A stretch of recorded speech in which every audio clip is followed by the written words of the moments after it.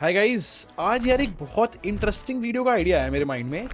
ये Realme GT7 है और ये पहला फोन होगा जो कि MediaTek Dimensity 9400E प्रोसेसर के साथ आ रहा है। इनफैक्ट ये लेटेस्ट प्रोसेसर है MediaTek की तरफ से। और जब इस प्रोसेसर के बारे में मैं ऑन पेपर देख रहा था ना, तो बहुत पावरफुल प्रोसेसर तो है ही ये। मतलब कॉन्टेक्स्ट के लिए बता रहा हूँ, ये कंपटीशन है Snapdragon 8 Gen 3 का। ऑब्वियसली इस वीडियो के लिए मैंने MediaTek Dimensity 9400E जो कि इस फोन में मिलता है, मैंने डायरेक्टली कंपेयर कर दिया Snapdragon 8 Gen 3 से। और MediaTek के प्रोसेसर ने कैसा परफॉर्म किया, आज वो ही मैं आपको डिटेल में बताने वाला हूँ। इससे आपको पूरा आइडिया लग जाएगा कि ये प्रोसेसर एग्जैक्टली में कहाँ स्टैंड करता है। तो स्टार्ट करने से पहले, मेरा नाम है संचित, चैनल का नाम है टेक बार। मैं आप लोग को टेक खरीद एक्सपीरियंस बेटर करना चाहता हूँ तो सब्सक्राइब पे क्लिक कर लो, साथ में बेल आइकन जरूर प्रेस कर लेना। अच्छा, ज्यादातर लोगों की बेटर अंडरस्टैंडिंग के लिए बता दूं कि दो प्रोसेसर है। एक है MediaTek Dimensity 9400 जो ऑलरेडी आ चुका है मार्केट में।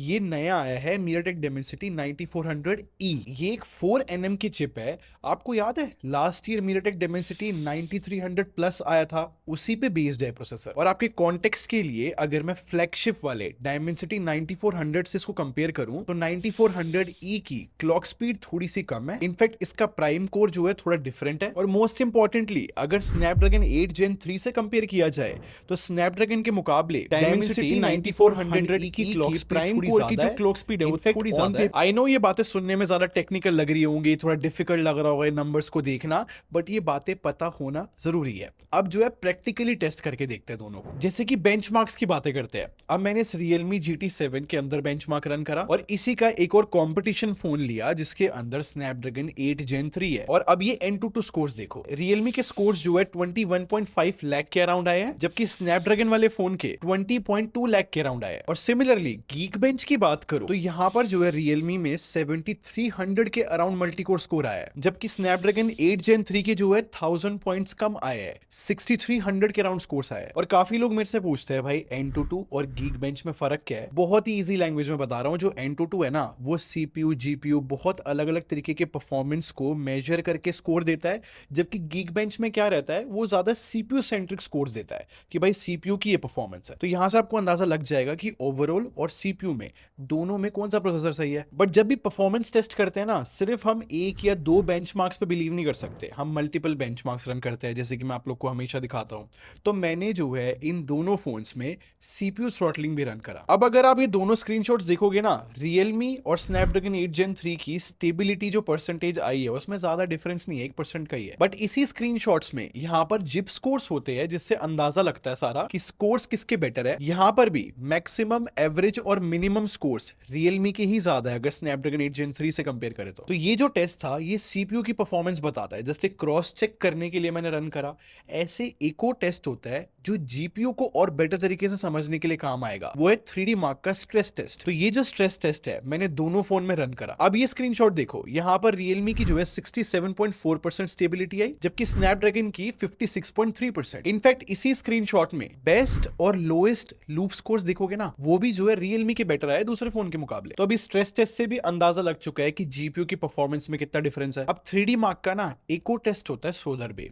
अब इस टेस्ट में क्या होता है ना कि इन दिनों में आपने सुना होगा कि रे ट्रेसिंग आ रही है गेम्स के अंदर। ये इस टेस्ट की हेल्प से हम देख सकते हैं कि किसकी रे ट्रेसिंग बेटर है। तो इस टेस्ट से हमें पता लग जाएगा कि कौन सा प्रोसेसर जो है रे ट्रेसिंग वाले गेम्स बेटर परफॉर्म करेगा। अब ये स्क्रीनशॉट देखो, यहां पर जो Realme का स्कोर आया है 51.5% आया है, जबकि दूसरे फोन का 55.4% आया है। तो यहां पर Snapdragon 8 Gen 3 ने 3% ज्यादा स्टेबिलिटी दिखाई। तो इन बेंचमार्क से आपको वन बाय वन समझ में आ गया होगा कि सीपीयू, जीपीयू और रे ट्रेसिंग में कौन सा प्रोसेसर ज्यादा अच्छा है। बट आई थिंक अब इन दोनों फोन्स में ना गेमिंग भी करके देखनी चाहिए, क्योंकि बहुत पावरफुल प्रोसेसर है। तो आई बिलीव ये ज्यादातर गेम्स आराम से हैंडल कर जाएंगे। आई मीन इन दोनों फोन के अंदर जो है सीओडी में 120 FPS की सेटिंग मिल रही है। अब मैंने Realme में 30 मिनट्स के लिए सीओडी खेल के देखा और सेम 30 मिनट्स जो है मैंने Snapdragon 8 Gen 3 वाले फोन में भी खेल के देखा। अब गेम प्ले के बाद ये स्क्रीनशॉट देखो, दोनों के एवरेज FPS एकदम सेम आए हैं। बेसिकली मेरी टेस्टिंग में सीओडी में कोई मैसिव डिफरेंस नहीं आया, बट मैंने सोचा बीजीएमआई खेलते हैं, क्योंकि Realme ने इस फोन के साथ क्लेम किया है कि अगर लगातार 6 घंटे के लिए खेलते हैं ना तो Realme जो है 120 FPS पे स्टेबल गेम प्ले दे सकता है। अब मेरे लिए पॉसिबल नहीं है कि मैं 7 घंटे लगातार गेम प्ले कर पाऊं, बट COD की तरह यहाँ पर भी 30 मिनट का ही गेम प्ले मैं आपको दिखाऊंगा। अब ये दोनों फोन के स्क्रीनशॉट देखो गेम प्ले के। अगर मैं स्नैपड्रैगन 8 Gen 3 वाले फोन की बात करूं तो जैसे कि आप मल्टीपल गेम प्ले में देख रहे हो कि FPS ऊपर नीचे हुए हैं, तो इसलिए जो है एवरेज FPS 114 आया है। और Realme GT7 की बात करूं तो यहाँ पर 30 मिनट के गेम प्ले में तो यार इसने बहुत अच्छा परफॉर्म कर दिया है, क्योंकि जैसे कि आप अलग अलग गेम प्ले में देख रहे हो अच्छा इसने परफॉर्म किया है और 119 एवरेज FPS आया है। तो आई थिंक ये क्लेम काफी हद तक सही निकला। अब COD BGMI जैसे गेम्स तो जो है बहुत फोन हैंडल कर लेते हैं।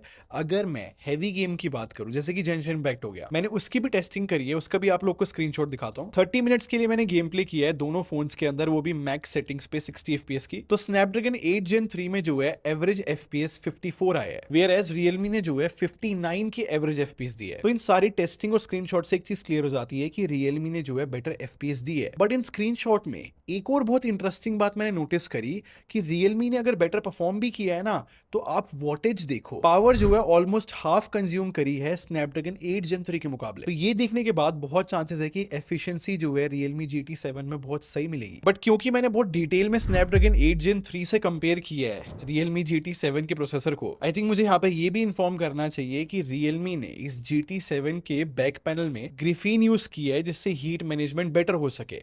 तो ये भी बहुत चांसेस है कि इसीलिए इस फोन ने बेटर परफॉर्म किया। तो ये थी कंप्लीट टेस्टिंग Realme GT7 के परफॉर्मेंस की। अभी तो मैं इस फोन को और कंपेयर करूंगा, बहुत प्रॉमिसिंग परफॉर्मेंस लग रही है इसकी। आई थिंक फोन जो है काफी अच्छा है, तो मे बी मैं इसमें सिम डाल के एक प्रॉपर रिव्यू लेकर आऊं। तो अगर कोई भी क्वेश्चन है तो आप कमेंट सेक्शन में पूछ सकते हो। इनफैक्ट आप मुझे ये भी बताना कि इस Realme GT7 को मैं किस फोन के साथ कंपेयर करूं। बाकी अगर आपको ये वीडियो पसंद आई हो ना तो लाइक बटन पे क्लिक कर देना और सब्सक्राइब करके हमारे टेक बार आर्मी को ज्वाइन कर लो। हम लोग क्वालिटी में बिलीव रखते हैं। ऑडियो मिलते हैं। Thanks for watching. Bye bye guys.